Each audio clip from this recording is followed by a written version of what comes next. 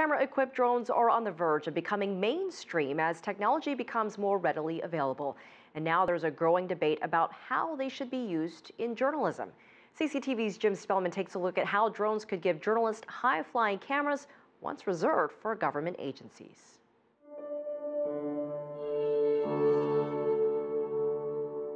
The images are stunning, even poetic, like these captured in Fukushima, Japan, a ghost town, off limits due to lingering radiation after the nuclear accident in 2011.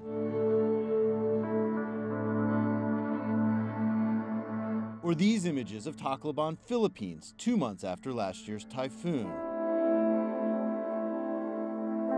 These pictures were captured with a drone like this. Small, agile, and capable of capturing video without putting a pilot in harm's way. Christopher Vo is a graduate student studying robotics. So how does it work? So this particular drone has 4 motors, and each one of the motors has propellers attached, and by varying the speeds of the motors, it can achieve different kinds of positions in the air. And there's a camera mounted on it? Yes, there's a camera mounted on it. It's on a stabilized gimbal so that I can move the copter and it will retain its position. All for about $600. Great pictures, cheap, easy to use. Drone cameras are a natural fit for journalism. Journalists want to use drones to gather news. You can get a viewpoint from a drone that you can't get from a lot of times on the ground. Shots that you normally might need to use a helicopter for. Decades-old regulations ban the use of drone photography for commercial purposes. So as a professional journalist, I can't use this camera once it leaves the ground. But Chris, as a hobbyist, can, with some limits, use the drone as long as it isn't for commercial purposes. To some, it is an example of the law not keeping up with the technology.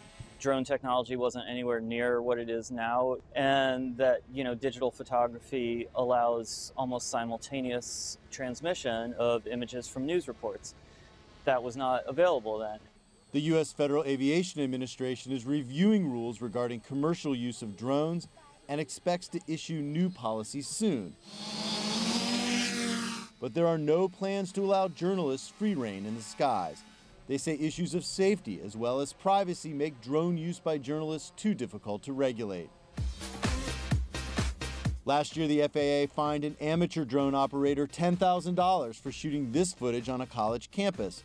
A judge later dismissed the fine, but the FAA says they won't hesitate to go after anyone using drones for commercial purposes.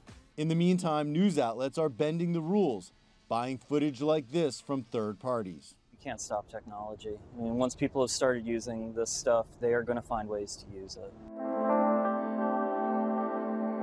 Because pictures like these may be too powerful to ignore.